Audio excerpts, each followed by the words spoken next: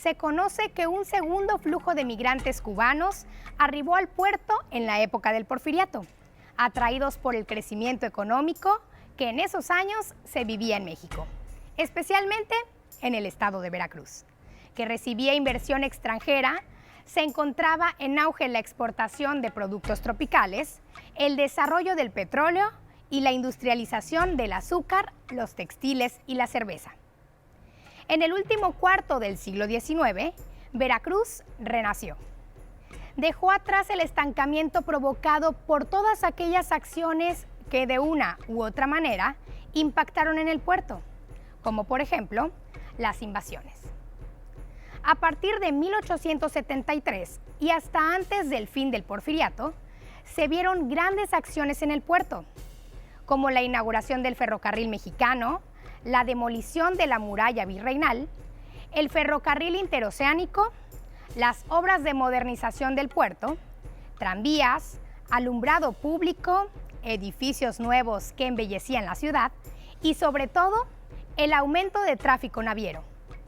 Todo esto se convirtió en un imán para los migrantes nacionales y extranjeros, donde los cubanos se volvieron a ser presentes, quedando el 41% de ellos en el estado.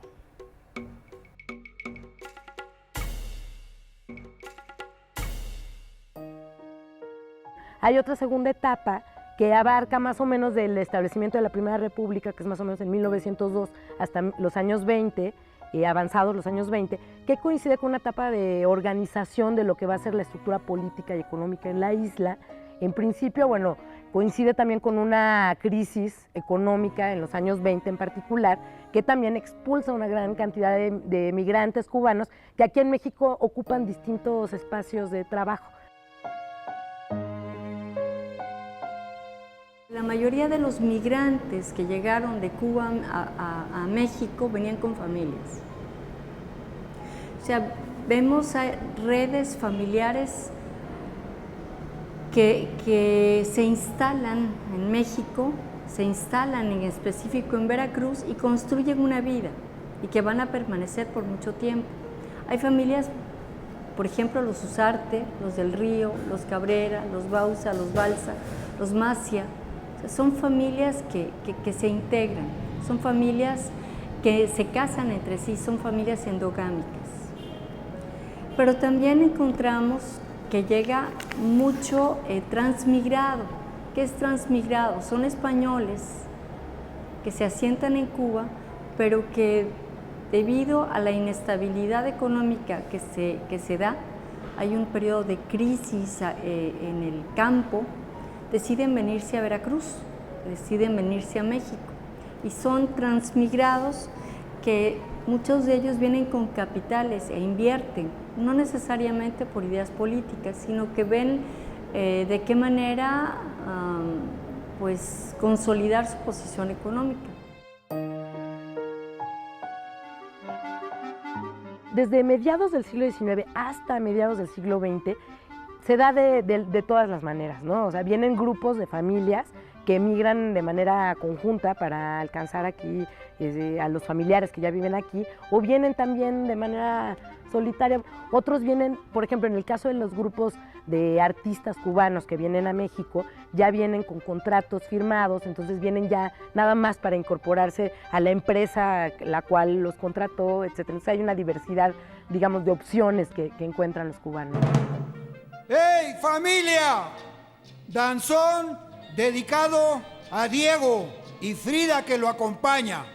La primera oleada llegó a final del siglo XIX, cuando estaba en auge el danzón en Cuba, y obviamente con los músicos que llegaron músicos danzoneros, ¿no? El que más se conoce es Babuco, que obviamente era su apodo, pero formó su danzonera, y después hubo varios más que fueron llegando y formando sus danzoneras que pues naturalmente empezaron desde el principio a combinarse con los músicos veracruzanos, ¿no? Se formaba la danzonera, había músicos cubanos, había músicos veracruzanos, y bueno, poco a poco se fueron conformando las danzoneras veracruzanas, pero siempre con esa base de los cubanos, ¿no? Incluso ahorita hablando de danzón se me viene a la cabeza la figura de Consejo Valiente, a Serina, que fue una de las danzoneras más famosas en la Ciudad de México. Él llegó aquí a Veracruz realmente sin saber tocar nada, pues él aprendió aquí en Veracruz. A pesar de ser músico cubano, él llegó aquí, pero como nada más bailaba en una de las orquestas y aprendió a tocar aquí. O sea, ese era el ambiente que se vivía en ese entonces, porque era una combinación siempre de músicos cubanos y músicos veracruzanos, ¿no? En México se está muy acostumbrado a la llegada de los cubanos, sobre todo en ciertos lugares. Es decir, hay unas historias regionales que están acostumbradas a esas llegadas, sobre todo en Mérida y en Veracruz.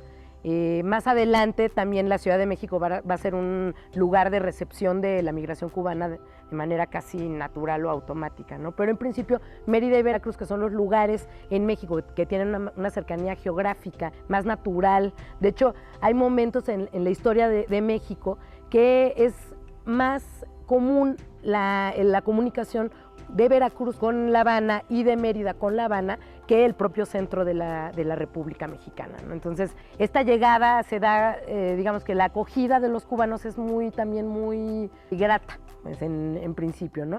Los cubanos que llegan, por ejemplo, a Veracruz y a Mérida, se incorporan también a lugares que ya existen de trabajo, a sitios de trabajo que ya existen, que ya se construyeron en tiempos anteriores, entonces nada más se incorporan a estos espacios, ¿no? Un espacio natural de la llegada de estos cubanos a donde se incorporan ellos es el espacio de la música, ¿no? Tanto en Mérida como en Veracruz se repiten estas historias de cubanos que llegan a estos lugares y se incorporan en agrupaciones de danzón en principio y más adelante en otros tipos de géneros musicales que tienen una muy buena recepción en estos lugares, ¿no? Entonces yo creo que la llegada en general de estos cubanos se da también de manera como casi familiar. Incluso tú vas a escuchar comentarios en Veracruz y en Mérida de gente que te dice, no, es que los cubanos llegan y son como familia, ¿no? En el propio Veracruz los veían como como veracruzanos incluso, ¿no? Llegaban en los vapores, por ejemplo, los grupos de deportistas, ¿no? Que eran miembros de clubes de béisbol, por ejemplo. Llegaban y bueno, era así de, oye, tú chico, ¿a qué vienes a trabajar? ¿A qué club, a qué grupo de béisbol te vas a incorporar, no? Y bueno, ya era como casi natural la espera, ¿no? De la llegada. Mi padre viene para acá, termina trabajando con los Tiburones Rojos, conoce a mi madre, mi mamá es de Córdoba, Veracruz. Fuimos 3 hermanos y nada más el chico y yo tuvimos la oportunidad de estudiar en Cuba. Mi padre, que ya trabajaba en ese entonces en el consulado cubano en Veracruz, y yo logro irme a estudiar a Cuba, becado por el gobierno de Cuba, semimilitar incluso la escuela, y yo lo agradezco mucho porque la educación que yo recibí allá, mis respetos. Y la combiné porque pues vieron también mis habilidades artísticas. Yo soy pintor, artista plástico, y entonces me consigo una beca en la Escuela Nacional de Arte Cubanacán en La Habana y logro también estudiar en Cuba arte. Entonces yo tenía 2 becas y doble responsabilidad porque una cosa es conseguirla y otra cosa es mantenerlas, ¿no? Entonces yo tengo muchas cosas por qué estarle agradecido a Cuba. Me dio esa educación, me la obsequió, gracias también al movimiento de mi papá.